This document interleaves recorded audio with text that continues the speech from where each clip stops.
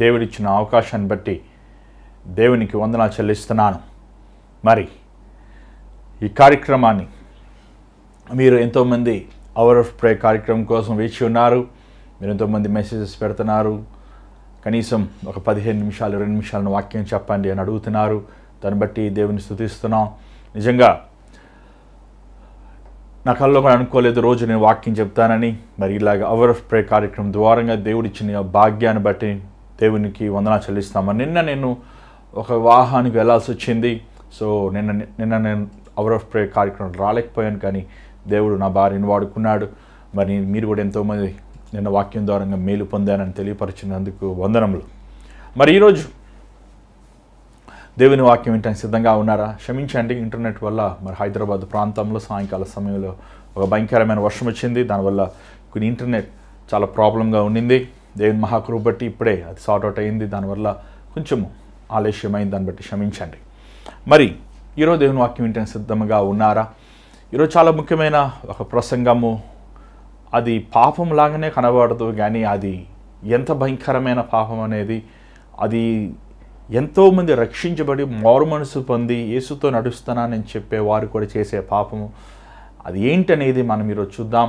మీరందరూ రండి. ఈ ప్రోగ్రాం మీరు లైక్ చేయండి, సబ్స్క్రైబ్ చేయండి, ఛానల్ని మీరు షేర్ చేయండి. మీరు మా దేవుని వాక్యమును ప్రకటించేవారుగా ఈ లింక్ని మీరు షేర్ చేసిన ద్వారంగా అనేక మంది రక్షించబడటానికి మారు మనసు పొందడానికి ఒక అవకాశం ఉంటుంది. మరి అవర్ ఆఫ్ ప్రే కార్యక్రమం స్టార్ట్ చేయకముందు మిమ్మల్ని ఒక ప్రశ్న వేయాలనుకుంటున్నాను. మరి ఈరోజు దేవునితో మీ సమయం గడిపారా? వ్యక్తిగతంగా ప్రభువుతో అన్యోన్యమైన సహవాసం కలిగి ఉన్నారా? చూడండి, దేవుడు మనకి ఎన్నో అవకాశాలు ఇస్తున్నాడు. ప్రతి దినము ప్రతి రోజు తనతో సమయం గడిపే అవకాశం. మరి ఈరోజు దేవుని వాక్యములు చదివారా? వ్యక్తిగతంగా ప్రభువుతో మాట్లాడుకున్నారా?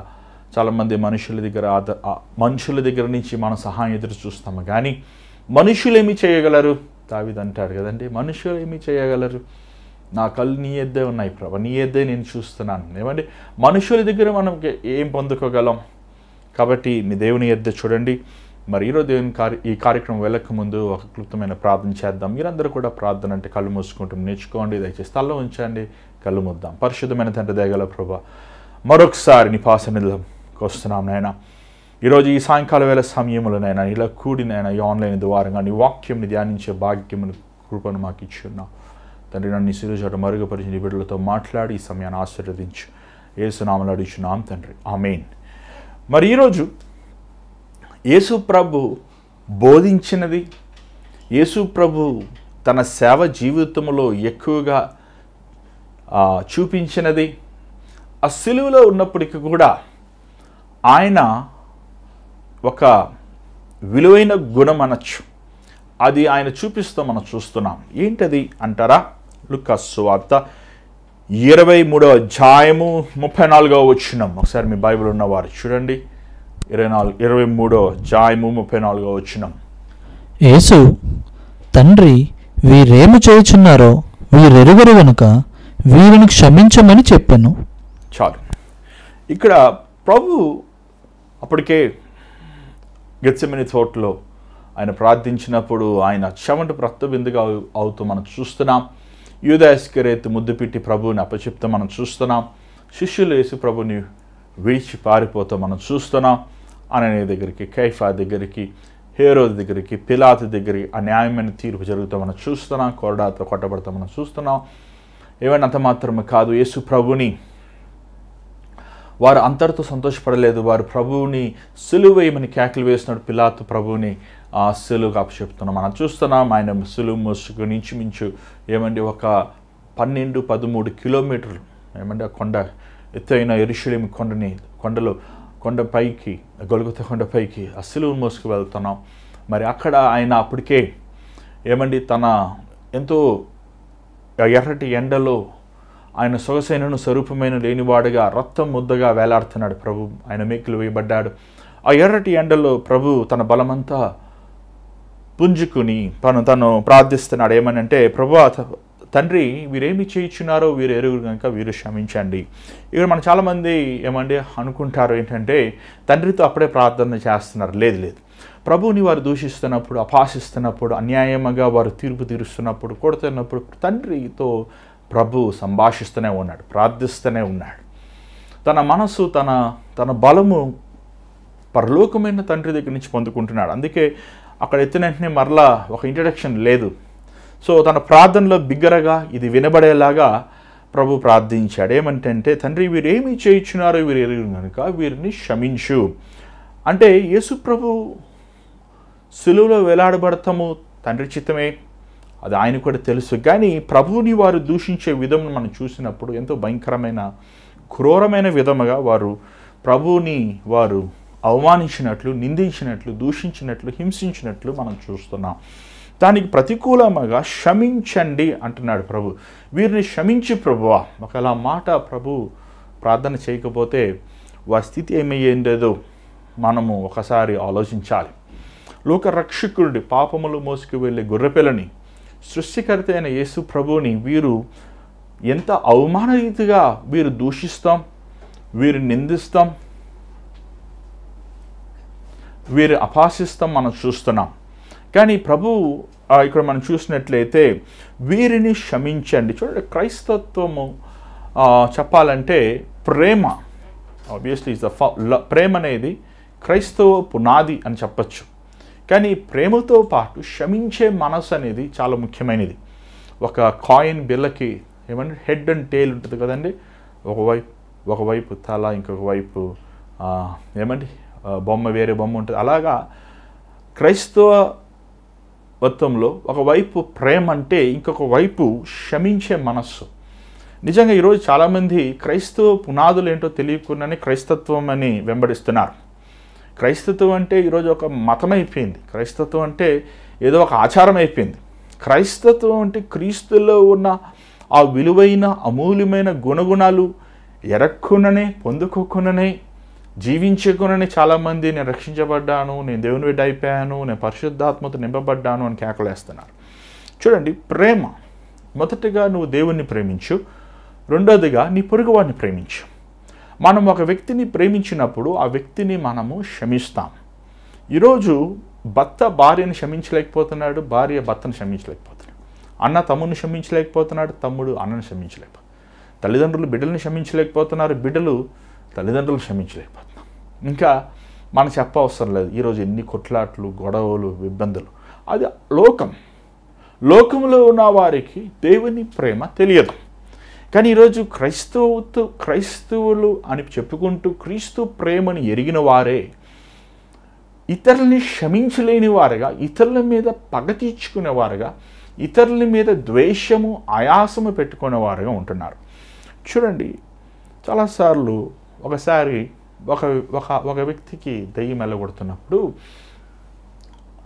ఒక మంచి విశ్వాసి వారు, రక్షించబడిన వ్యక్తి, మారు మనసు పొందిన వ్యక్తి, దేవుని నమ్ముకున్న వ్యక్తి, కానీ తను ఏమండి నాకు చాలా ఆశ్చర్యం వేసింది. ఎందుకంటే అది మరి ఎందుకు దెయ్యం రావాలి? వాళ్ళకి ప్రభుకి సమీపంగా ఉండేవారు కదా, వారేమి భయంకరమైన పాపాలను చెయ్యరు. దేవుని బిడ్డలు ఇంకా చెప్పాలంటే వారు ఒక దేవుని సేవకులు, కుటుంబం వారు. కానీ ఎందుకు ఇంటికి వెళ్ళి వారి కోసం ప్రార్థిస్తున్నప్పుడు దేవుడు బయలుపరిచాడు. తను క్షమించలేదు ఇతరులు మాట్లాడిన మాటలు, ఇతరుల ప్రవక్తన తన హృదయంలో దాచిపెట్టుకుంటుని దాన్ని మరలా ధ్యానిస్తాం అనేది దేవుడు వారిలో ఉన్న లోపమును చూపించాడు. అపవాది కూడా అండి, ఎప్పుడైతే మనం ఇతరుల్ని క్షమించమో వాడు మన హృదయములో వచ్చి కూర్చుంటాడండి. మన హృదయముని వాడు ఆక్రమించుకుంటాడు. ఎందుకంటే క్షమించలేని మనసు అపవాది సంబంధమైనది. అది అసలు పాపముగా మనకు కనబడదు. అది ఒక వ్యభిచార పాపముగా, లేకపోతే ఒక చెడు వ్యసనాలతో, లేకపోతే ఒక దుర్మార్గంతో మనలో ఏమీ కనబడదు. కానీ అది ఒక భయంకరమైన పాపం. అది అసూయ ఈర్ష్య కంటే బహు ఘోరమైన పాపం. యేసు ప్రభు ఈ క్షమించే మనస్సు గురించి అనేకమైన బోధనలు బోధించారు. ముఖ్యంగా ఏమంటే మనకి సమయం లేదు, మీరు దయచేసి దీని గురించి మీరు ధ్యానించవచ్చు. ఏమంటే ఒక మాట ప్రభు చెప్తూ మనం చూస్తున్నాం. పరలోక ప్రార్థన నేర్పించాల్సి వచ్చినప్పుడు ప్రభు శిష్యులకు ఎలా ప్రార్థన చేయమని నేర్పించాడు. ఎలా ప్రార్థన చేయమని మత్తయి సువార్త 6వ అధ్యాయము 14వ వచనం ఒకసారి చూడండి. మేము ఇతరుల దోషములు క్షమించినట్లు తండ్రి మీరు మా దోషములు క్షమించండి. ఏమంటే మనం ఇతరుల దోషములు క్షమించినట్లు నువ్వు ఇతరుల దోషములు క్షమించకుండా నీ దోషములు ఎలాగా దేవుడు క్షమిస్తాడనుకుంటున్నావు? అంత మాత్రం కాదు, మనం చూసినట్లయితే పేతురు యేసుప్రభుని అడుగుతారా, ఎన్నిసార్లు మేము క్షమించాలి? 7 సార్లు. ప్రభు అంటాడు ఏమంటే 77 సార్లు, unlimited times. It's a probability. ఏమంటే ప్రాబబిలిటీ అంటే ఇంటూ చెప్పలేని సార్లు నువ్వు క్షమించాలి అనేది అది మన ప్రభు మనం చెప్తాం చూస్తున్నాం. మత్తయి సువార్తలో 18వ అధ్యాయంలో 28 నుంచి 35 వరకు ప్రభు ఒక ఉపమానం చెప్తున్నట్టు మనం చూస్తున్నాం. ఒక వ్యక్తికి ఏమంటే 500 దీరములు ఒక వ్యక్తి ఇవ్వాల్సి వచ్చినప్పుడు ఆ వ్యక్తిని ఆ యజమానుడు క్షమిస్తాడు. కానీ తనకి ఒక దాసుడు ఉన్నాడు, తనకి ఒక 50 దీరములు ఇవ్వాలి, ఒక చిన్న అమౌంట్ ఇవ్వాలి. కానీ తనని ఈడ్చి అవమానించినట్లు మనం చూస్తున్నాం, తనని దూషించినట్లు మనం చూస్తున్నాం. దానికి యజమానుడు కోపగించుకుంటాం, దానికి తీర్పు తీరుస్తాం మనం చూడగలుగుతున్నాం. అంత మాత్రం కాదు, బైబిల్లో ఇంచుమించు లూకా సువార్తలో మాత్రమే యేసు ప్రభు 5 విలువైన ఉపమానములు క్షమించడం గురించి చెప్తున్నాం మనం చూస్తున్నాం. ఒకటి ఏమండి లూకా సువార్త 13:6 నుంచి 9 ఏమండి అంజూరపు చెట్టు ఏమంటాడు కదండి తోటమాలు, ఇంకొక సంవత్సరం ఇవ్వయ్యా, 3 సంవత్సరాలు కాచి కాపాడని, ఇంకా అది ఫలితం లేదు, ఇంకొక సంవత్సరం కనికరించు. అలాగే ఏమంటే లూకా సువార్త 13 నుంచి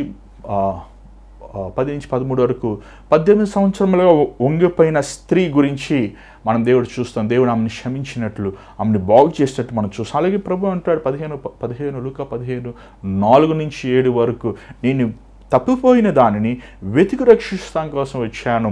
అదే ఉపమానము మళ్ళీ 15:8-10 కూడా ప్రభు చెప్తున్నట్లు మనం చూస్తున్నాం. అన్నిటికంటే శ్రేష్టమైన ఉపమానం ప్రభు చెప్తూ ఏంటంటే తప్పిపోయిన కుమారుడు. లూకా 15వ అధ్యాయం 11 నుంచి 32 మీరు చదవచ్చు. తప్పిపోయిన కుమారుడు తన సమస్తముని పోగొట్టుకున్నప్పుడు మరలా తన తండ్రి తన స్థానమును క్షమిస్తాము, తన స్థానము తనకి ఇస్తున్నట్లు మనం చూస్తున్నాం. అంత మాత్రమే కాదండి, యేసు ప్రభు తన పరిచర్యలు మనం చూసినట్లయితే ముఖ్యంగా మార్కు సువార్త 2వ అధ్యాయం 5వ వచనంలో మనం చూస్తున్నాం. అక్కడ పక్షవాతితో ఉన్న వ్యక్తితో అంటాడు ప్రభు, నీ పాపములు క్షమించబడిని కుమారుడా, నీ పాపములు క్షమించబడిని. అది ఎంత ఉత్తమైన మాట అది. లోకరక్షకుడు అయిన ప్రభు తన శోధనల్లో తన పాపముల్లో తను చిక్కుకొని తను అనారోగ్యముతో బాధపడుతున్నప్పుడు ప్రభువు తను తీర్పు తీర్చకుండా తనని క్షమిస్తూ మనం చూస్తున్నాం. అంత మాత్రమే గారు ఆ పాపత్మైన స్త్రీ ఏమంటే ఏం పాపం అని మనకు తెలియదు. బైబిల్ పాపము ఉన్న స్త్రీ అంటున్నారు, కానీ చాలామంది దాన్ని వ్యభిచారం అంటున్నారు, చాలామంది ఏమండి మధ్యలేని మరీ అంటారు. But Bible God is not judging anybody. ఏమండి లూకా సువార్త 7:45 చూస్తున్నాం. ఆమె పాదములు ప్రభు పాదములు కన్నీటితో పాదములు తడిపి తన తలంటులతో తుడిచినప్పుడు ప్రభు నిశ్చయమో చెప్తారు, నీ పాపములు క్షమించబడినవి అనే మాట ప్రభు పలుకుతాం మనం చూస్తున్నాం. అంటే యోహాను 8వ అధ్యాయంలో 11వ వచనంలో మనం చూస్తున్నాం. వ్యభిచారంలో పట్టబడిన స్త్రీని నిన్ను ఎవరు శిక్షిస్తానికి లేరా అన్నప్పుడు ఏమండి ఎవరు లేరయ్యా అన్నప్పుడు పోయి ఇంకను పాపము చేయొద్దు అని ప్రభు ఎంత ప్రేమగలిగా మాటలు మనం మాట్లాడుతూ మనం చూస్తున్నాం. అంత మాత్రమే కాదు, మనం లూకా సువార్తలో ఇప్పుడు ఇదే అధ్యాయం 23వ అధ్యాయం 43వ వచనం ప్రభు అంటాడు పక్కనున్న దొంగతో ఏమంటే ఆ దొంగ ప్రభువుని ముందు దూషించినప్పటికీ అపహాసించినప్పటికీ ప్రభు ప్రేమను, ప్రభులోన ఆ విశేషతను, ప్రభులోన ప్రత్యేకతను తను గుర్తించినప్పుడు తను ప్రభుని అడుగుతారు, ప్రభువా నువ్వు నన్ను క్షమిస్తావా అని అడిగినప్పుడు ఏమన్నా నీ పర్లోక రాజ్యం వచ్చినప్పుడు జ్ఞాపకం చేసుకోండి, నిశ్చయమే నువ్వు నాతో పాటు పరదేశంలో ఉంటావు అనే మాటను ఏమండి అంటున్నట్లు మనం చూస్తున్నాం. ప్రభు ఒక క్షమించే మనస్సుని గురించి వాక్యం బోధించలేదు మాత్రం కాదు, కానీ ఆ వాక్యముని జీవించి చూపించాడు. దేవుని బిడ్డలుగా మనం నేర్చుకోవాలి. ఈ శ్రమ దినాల్లో మనం ఇతరులని క్షమించేవారుగా ఉండాలి. నిన్ను ఆయాస పెట్టేవారు ఏమంటే చాలాసార్లు క్షమిస్తారు, కానీ వాళ్ళు చేసినవి జ్ఞాపకం చేసుకుంటుంటారు. నువ్వు క్షమించినప్పుడు వారు చేసిన చెడు కార్యములు నీ మనసులో గుర్తుండవు. ఏమంటే మనం క్షమించినప్పుడు క్షమించిన వాడు ఎప్పుడు పైబడే ఉంటాడు, అంటే ఒక ఇతర వ్యక్తికి అంత పైబడే ఉంటాడు. చాలాసార్లు అంటుంటారు, అంటే మేము క్షమిస్తే నన్ను చులకన గాయించుతారేమో, మమ్మల్ని క్షమిస్తే వారు ఏమన్నా మమ్మల్ని లేకపోతే గేలి వేస్తారేమో, లేకపోతే అవమానిస్తారేమో. లేదు, నువ్వు క్షమించినప్పుడు నువ్వు దేవుని బిడ్డలుగా నువ్వు పిలువబడతావు. ప్రభు గుణముని, ప్రభు స్వభావం నిన్ను కలిగి ఉన్నవాడుగా ఉంటాను మనం చూస్తున్నాం. అంత మాత్రమే కాదు, బైబిల్లో మనం చూసినట్లయితే యేసుప్రభు శిష్యులు చాలా ఒక ముఖ్యమైన ఇది అంశం అండి. ఎందుకంటే యేసుప్రభు శిష్యులు యేసుతో పాటు 3.5 సంవత్సరములు నడిచారు, బ్రతికారు, భోంచేశారు, ప్రభుతో పాటు నివసించారు, ప్రభు ఇచ్చిన బహుమానములను పొందుకున్నారు, వారు వరములు పొందుకున్నారు, వారు పరిచర్య చేశారు, ప్రభువుని ఎంతో బాగా తెలుసుకున్నారమ్మా. మన పేతురు అంటూ మనం చూస్తున్నాం, నువ్వు దేవుని కుమారుడు అంటాం కూడా మనం చూస్తున్నాం. అన్నీ తెలుసుకున్నప్పటికీ వారు ప్రభు సిలువ వేసిన సమయంలో అందరూ విడిచిపెట్టి ప్రభుని వారు పారిపోతాం మనం చూస్తున్నాం. ఇది ఎంతో ఒక దుఃఖకరమైన విషయం, అది ఎంతో ఒక బాధకరమైన విషయం. ఎంత నవ్వుల పాలు కాదండి. ఒక భార్య తన భర్తని, లేదా భర్త తన భార్యని, బిడ్డలు తన తల్లిదండ్రులు తన బిడ్డల్ని శ్రమ సమయంలో స్నేహితులు, బంధువులు ఎవరిని విడిచిపెట్టేసినప్పుడు ఎంత బాధ ఉంటుంది. అది నమ్మక ద్రోహం అంటారు. యూదా ఇస్కరియోతు ముద్దు పెట్టి అప్పచెప్పాడేమో కానీ మిగిలిన వారు ఏం తక్కువ తిన్నారా? వారు శ్రమ సమయంలో ప్రభుని విడిచిపెట్టి పారిపోయారు. కానీ మనం ప్రభుని చూస్తున్నాం. ప్రభు పునరుద్ధానుడయ్యాక యోహాను సువార్త 20వ అధ్యాయంలో 19, 20, 21, 26 ఆ వచనములు మీరు చదివితే ఎంతో బాగుంటుంది. అక్కడ వారు భయపడి ఆ యూదులకి వారి గదిలో ఉన్నప్పుడు వారి ముందు ప్రత్యక్షమయ్యి వారి మీద ఊది మీరు పరిశుద్ధాత్మను పొందుకోండి అన్నాడు. ఇన్నిటికి ముందు ఒక మాట అన్నాడు, ఏంటంటే మీకు సమాధానము కలుగును గాక, the peace be and with you. నిజంగా మన విరోధుల్ని, మన హాని చేసిన వారిని, మనల్ని అవమానించిన వారిని, మన కత్తితో పొడిచిన వారిని మనం ఎట్లా సమాధానం చెప్తాం? సమాధానం చెప్పం కదా. కానీ ప్రభు శిష్యుల్ని చూసి తన సొంత బిడ్డల వలె వారిని క్షమించాడు కాబట్టి మీకు సమాధానం కలుగును గాక అని ఊది వారి మీద పరిశుద్ధాత్మను పొందుకున్నాడు. అంత మాత్రమే ప్రభు ఒక చాలా విలువైన అమూల్యమైన మాట అన్నాడండి.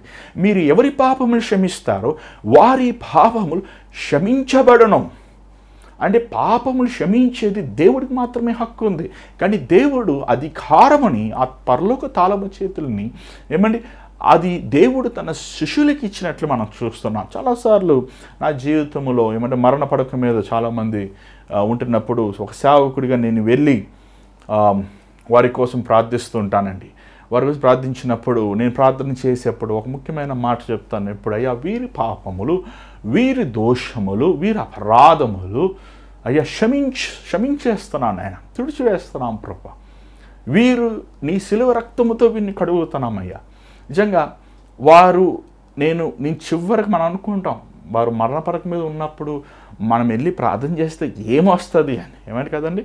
కానీ దేవుడిచ్చిన అధికారాన్ని బట్టి మనం అలా ప్రార్థించినప్పుడు వారు నిశ్చయముగా పరలోక రాజ్యానికి వెళ్తారు, నిశ్చయముగా దేవుని రాజ్యంలో ప్రవేశిస్తారు. ఎందుకంటే దేవుడిచ్చిన అధికారం అంత మాత్రముగా దేవుడు శిష్యులకి ఇచ్చిన అధికారం ఏమి ఇచ్చాడు? మత్తయి సువార్త 16వ అధ్యాయం 19వ వచనం మనం చూస్తున్నాం. ఏమనంటే ప్రభు మీరేది బంధిస్తారో అది బంధించబడును, ఏది విడుదల చేస్తారో అది విడుదల చేయబడును. సంఘముకి విరోధముగా అపవాది క్రియలు నిలవలేవు. క్షమించలేని మనసు అపవాదిది. పగ, ఈర్ష్య, కోపము, ద్వేషము, కుయుక్తి, తంత్రము ఇది అపవాది సంబంధమైనవి.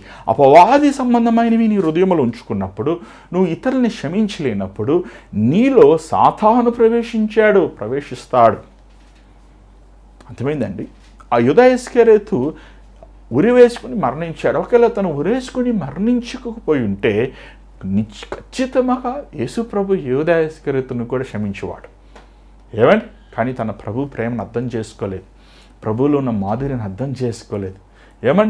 ప్రభు అనుకున్నాడు యూదా ఇస్కరియోతు, ప్రభు నన్ను ఇంకా క్షమించాడు, నా జీవితం ఇంతే అని ప్రభువుని అపార్థం చేసుకున్నాడండి. ఆ కొట్టిన వారిని, దూషించిన వారిని, నిందించిన వారిని, సిలువ వేసిన వారిని, అవమానించిన వారిని ప్రభు ఏమంటాడు? క్షమించు ప్రభువా అన్నప్పుడు తనతో ఉన్న యూదా ఇస్కరియోతును దేవుడు క్షమించడా? చాలాసార్లు మనం దేవుని అర్థం చేసుకోం. చాలాసార్లు దేవుని మనం ఎందుకు అర్థం చేసుకోమంటే మనము ఇతరులని క్షమించలేము. క్షమించాలి. నువ్వు క్షమిస్తున్నావా? నిన్ను హాని చేసిన వారిని క్షమిస్తున్నావా? నిన్ను బాధ పెట్టిన వారిని క్షమిస్తున్నావా? నిన్ను అవమానించిన వారిని క్షమిస్తున్నావా? నీ వెనకాల మాటలు మాట్లాడే వారిని క్షమిస్తున్నావా? నీకు నమ్మక ద్రోహము చేసేవారిని క్షమిస్తున్నావా? నీతోనే ఉంటూ నీతోనే నడుస్తూ నీ పక్కన ఎముకలు పొడిచేవారిని క్షమించగలుగుతున్నావా? క్షమించగలిగితే నువ్వు క్రీస్తు కుమారుడివి, కుమార్తెవి. నువ్వు యేసు ప్రభు ద్వారంగా విలువైన ఆయన రక్తము ద్వారా కొనబడిన తన బిడ్డవని చెప్పచ్చండి. ఏమండి, బైబిల్లో మనం అనేకసార్లు ప్రభు అనేక మందిని క్షమిస్తాం, మనం చూస్తున్నాం, అనేక మంది మీద కనికరం చూపిస్తాం. ఆయన మనస్సు అది, ఆయన గుణం అది. దేవుని బిడ్డవైన నువ్వు రక్షించబడి మారు మనసు పొందాక ప్రభువుతో పాటు నడుస్తున్నప్పుడు యేసు ప్రభు మనస్తత్వము నీలో లేదంటే నువ్వు కడగబడలేదు అన్నమాట, నువ్వు మారు మనసు పొందలేదన్నమాట, నీకు లోతైన రక్షణ జీవితం లేదన్నమాట. ప్రేమైన దేవుని బిడ్డలారా, ఈరోజైనా మిమ్మల్ని మీరు మోసం చేసుకోకుండా దేవుని సన్నిధిలో కన్నీరే కార్చి నిన్ను అవమానించినవ, నీకు హాని చేసినవ, లేదా నువ్వు ఇతరులు హాని చేసినట్లే, ఇతరులు నిన్ను బాధ పెట్టుంటే నువ్వు వారి దగ్గరికి వెళ్ళి నువ్వు క్షమాపణ అడగాలి. బైబిల్లో మాట చూస్తున్నా, ప్రభు అంటున్నాడు, నేమని బలిపీఠం మీద మీరు కానుక పెట్టినప్పుడు మీ మీద ఎవరికైనా ఆయాసం ఉంటే, ఏమంటే మనకే ఆయాసం కాదు, మన మీద ఎవరికైనా ఆయాసం ఉంటే తెలిస్తే వారి దగ్గరికి వెళ్ళి మీరు సమాధానం పడండి. దేవుని బిడ్డలమయ్యేవారు మనము దేవుడికి ఇష్టమైన కానుక, దేవుడు మెచ్చే కానుక ఏంటంటే మనం ఇతరులను క్షమించే మనసు. నువ్వు ఎప్పుడైతే క్షమించగలుగుతున్నావో, ఇతరుల మీద నువ్వు కనికరం చూపించగలుగుతున్నావో, ఇతరుల మీద నువ్వు దయ చూపించగలుగుతున్నావో, నువ్వు అప్పుడు దేవుని బిడ్డవని పిలువబడతావు అనేది జ్ఞాపకం చేసుకోండి. ఈరోజు నువ్వు దేవుని వాక్యం ఏంటి, నువ్వు క్షమించగలుగుతున్నావా? ఏమండి, నువ్వు సహించగలుగుతున్నావా? నువ్వు ఓర్చుకోగలుగుతున్నావా? లోకములో మనం జీవించినప్పుడు లోకానుసారమైన వారము కాకుండా దేవుని వాక్యం మనకేం చెప్తుంది చూడండి. ఒక మాట మీకు చెప్పాలని ఆశిస్తున్నా. ఈరోజు ఏమేమో బోధలు మనం వింటున్నాం, ఎక్కడ చూసినా ఏయో జరుగుతున్నాయి. కానీ దేవుని బిడ్డలమైన మనం స్టిక్ టు ద బైబిల్కి నువ్వు స్టిక్ అయ్యి ఉండండి. బైబిల్ని చదవండి, బైబిల్ని ధ్యానించండి, బైబిల్ని నీ హృదయంలో దాచుకోండి, బైబిల్లో ఉన్న పొకిషములు మీరు గ్రహించండి. నువ్వు క్షమించినప్పుడు దేవుడు నువ్వు చేసిన ప్రతి పని సఫలత చేస్తాడు, నీకు మంచి ఆరోగ్యాన్ని ఇస్తాడు, నీకు మనశ్శాంతిని ఇస్తాడు, నేను హెచ్చిస్తాడు కానీ నేను తగ్గించాడు. నువ్వు క్షమించగలుగుతున్నావా? నువ్వు హాని చేసిన వారు నువ్వు సహించగలుగుతున్నావా? నువ్వు ఓర్చుకోగలుగుతున్నావా? దేవుని బిడ్డలమైన మనము దేవుని గుణగుణాలు మనల్ని కలిగి ఉండాలి, లోకానుసారమైన కాదు. బైబిల్లో మాట ప్రభు అన్నాడు, పగ తీర్చుకుంటాం నా అవశ్యము. ఏమంటే ఒకరోజు దేవుడు పగ తీర్చుకుంటాడు.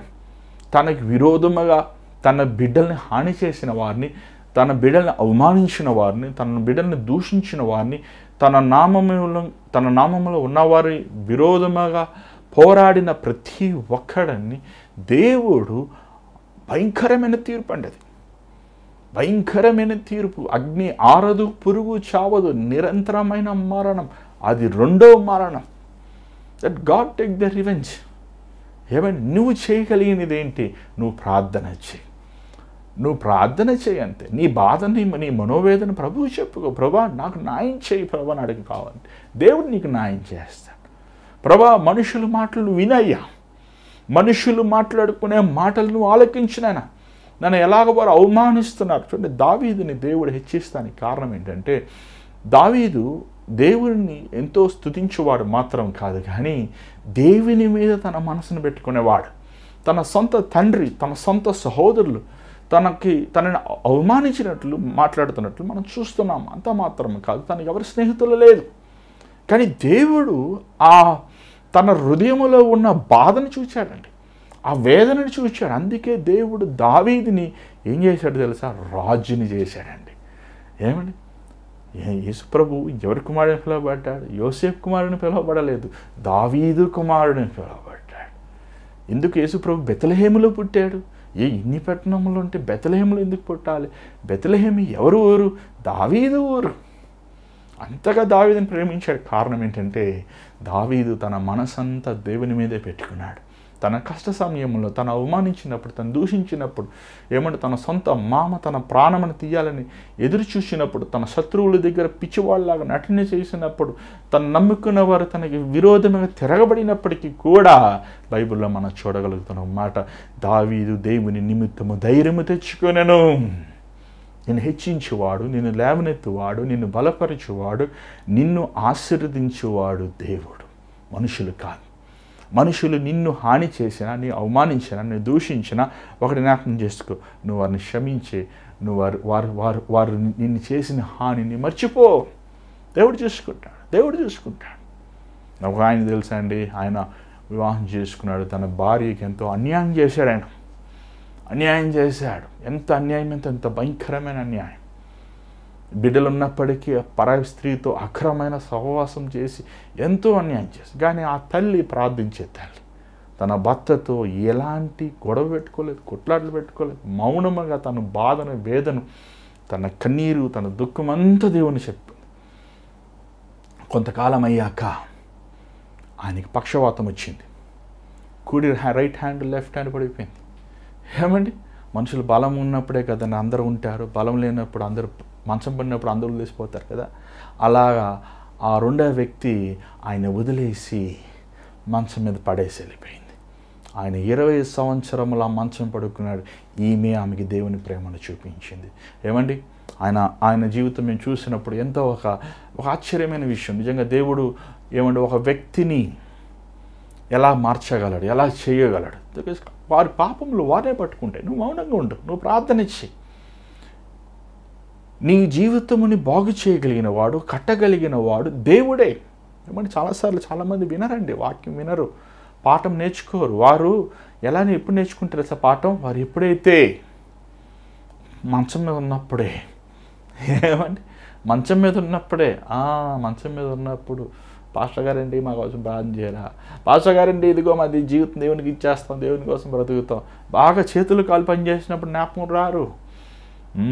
కరోనా వచ్చినప్పుడు చూడండి ఎంత భక్తిగో చేశారు. కరోనా భక్తి అనొచ్చు, కరోనా విశ్వాసం అనొచ్చు. లేకపోతే ఎంతమంది నేను అనుకున్నాను, ప్రభా ఈ కరోనా ఇంతమంది ఉపవాసాలుండి ప్రార్థన చేస్తున్నారు ప్రభా. నిజంగా నా జీవితంలో ఎప్పుడు ప్రార్థన చేయని వాళ్ళు కూడా ఆ టైంలో ప్రార్థన చేశారు. ఇప్పుడు కరోనా తగ్గిపోయింది కదా, ఇంకా ప్రార్థన ఆగిపోయి. చూడండి, అలాగ మనం ఉండకూడదు. మనం దేవుని బిడ్డలమైన మనము దేవుని స్వరూపములో, దేవుని గుణగుణాల్లో, దేవుని స్వభావములో నడిచేవాడుగా ఉండాలి. ఈ లోకం శాశ్వతమైనది కాదు. ఈ లోకంలో నీ కనబడుతున్న ధనము, వెండి బంగారము, వజ్రములు, వస్త్రములు, సుఖము ఎంత కూడా చెత్త. దేవుని ఎదుట నువ్వు నిందారహితుడిగా ఉండాలంటే, నువ్వు పరిశుద్ధుడిగా ఉండాలంటే, నువ్వు మొదటగా ఇతరులను ప్రేమించాలి. రెండవదిగా ఇతరులు నీకు చేసినవి హాని నువ్వు క్షమించి మర్చిపోవాలి. అలా చేయగలుగుతావా? అలా ఉండగలుగుతావా? ఈ శ్రమ దినాలు, ఈ సిలువ ధ్యానాలు మనం చేస్తున్నప్పుడు మనలో ఇంకనూ ఎవరి మీదైనా కోపము, ద్వేషం, అసూయ, ఈర్ష్య ఉందా? ఎవరి మీదైనా పగ ఉందా? దేవుని దగ్గర క్షమాపణ దయచేస్తాల్లో ఉంచండి. ప్రార్థన చేద్దాం. పరిశుద్ధమైన తండ్రి, దయగల ప్రభా, మాలోనైనా క్షమించే మనసు మాకు దయచే. ఆ సిలువలోనైనా, ఆ ఎర్రటి ఎండలో నేనంత అవమానించినప్పటికీ, దూషించినప్పటికీ, బాధ వేదనను అనుభవించినప్పటికీ, నువ్వు చేయని పాపము కోసం, మా పాపం నిమిత్తం నువ్వు అయ్యా కలువరి సిలువలో నువ్వు యాగాన్ని పొందుతున్నప్పటికీ, తండ్రి వారిని ఎగతాళి చేస్తున్నప్పటికీ, అవమానిస్తున్నప్పటికీ, వారిని అర్థం చేసుకోకుండా నైనా వారు నిన్ను సిగ్గురీతిగా లేకపోతే అవమాన రీతిగా నేను దూషిస్తున్నప్పటికీ కూడా తండ్రి నువ్వు ప్రతికూలముగా తండ్రి వీరేమి చేయించున్నారో వీరు ఎరుగురు కనుక వీరిని క్షమించు అని అడుగుతున్నావు. ఎంత ఉత్తమైన ప్రార్థనయ్యా తండ్రి. మాకు అలాంటి మనస్సు మాకు దయచి, మమ్మల్ని హాని చేసేవారు, మమ్మల్ని అవమానించువారు, మమ్మల్ని దూషించువారు, మమ్మల్ని నిందించువారిని మేము క్షమించువారుగా, మేము సహించువారుగా, అయ్యా మేము క్రీస్తు ప్రేమను చాటువారుగా మమ్మల్ని చేయనైనా. మీ గుణము మాకు దయచేయనైనా. అవునయ్యా, మానవుడు స్వభావం, ఆదాము స్వభావం మాలో తీసివే ప్రభా. వేరులతో పాటు మమ్మల్ని తీసివే ప్రభా. మమ్మల్ని విర్రగొట్టినైనా, నలగొట్టయ్యా. అయ్యా నీ స్వరూపంలో మేము రావాలనైనా. దానికి ఎన్ని శ్రమలు వచ్చినా, ఎన్ని బాధలు, ఎన్ని కష్టాలు వచ్చినా ప్రభా, నిన్ను విడవకుండా, ఎడబాయకుండానైనా దేవా నిన్ను హత్తుకుని ప్రభా, ఈ లోకంలోనైనా నువ్వు చెప్పినట్లు మేము జీవించే కృపను మాకు దయచేయనైనా. అయ్యా మేము ఇతరులను తీర్పు తీర్చేవారుగా కాక, ఇతరులనైనా దేవ మేము దూషించేవారుగా, అవమానించేవారుగా కాక, దేవ నీ మనస్సు మేము కలిగి ఈ లోకములో జీవించే కృపను మాకు అనుగ్రహించు ప్రభా. దేవ ఈరోజు ఈ కార్యక్రమం చూస్తే నీ బిడ్డలను చూడయ్యా, వారిని దర్శించయ్యా. నీ గొప్ప పరిశుద్ధాత్మ ప్రేమను నాయన వారిలో కుమరించు ప్రభా. క్రీస్తు ప్రేమతో వారి హృదయములను నింపయ్యా. నీ ఆత్మతో వారిని కాల్చునైనా, శుద్ధి చేయి ప్రభా. దేవా ఏదైనా శరీర సంబంధమైనవి ఏమైనప్పటికీ నాయన మాలో ఉంచి తొలగించు ప్రభా. మమ్మల్ని పవిత్రపరచునైనా శుద్ధ హృదయము, మంచి మనస్సాక్షి మాలో దయచేయనని, యథార్థమైన జీవితం మాకు దయచేయమని యేసు నామములో అడుగుచున్నాం తండ్రి, ఆమేన్. మరి ఈరోజు దేవుడు మీతో మాట్లాడండి, మాకు తెలియపరచండి. మరి సమయం అవుతుంది, అందుకే నేను కొంచెం త్వరగా స్పీడ్గా వెళ్ళిపోయాను.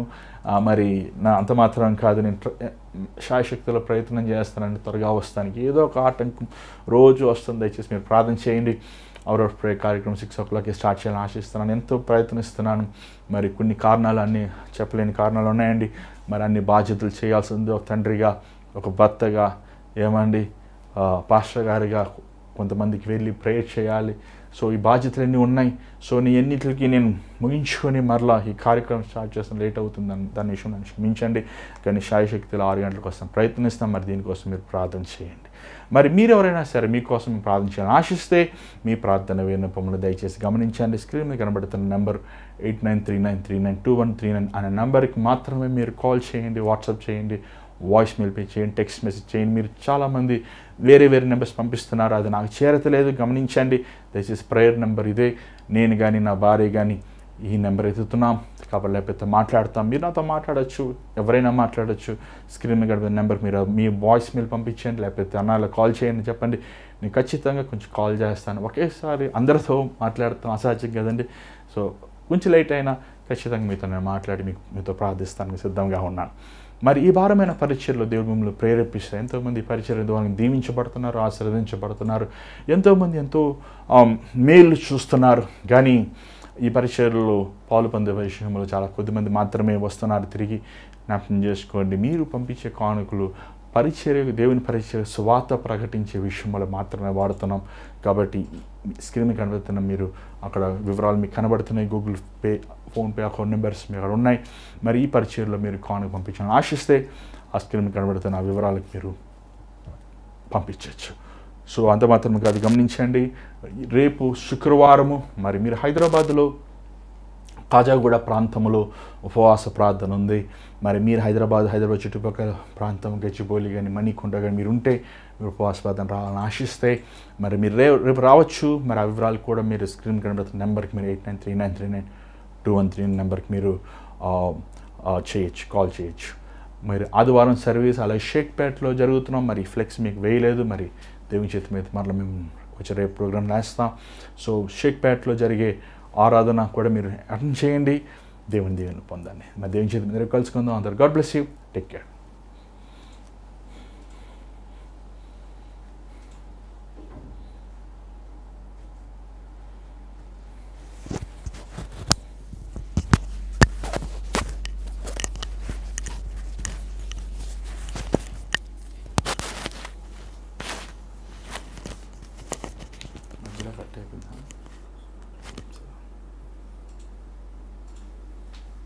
మధ్యలో కట్ అయిందా?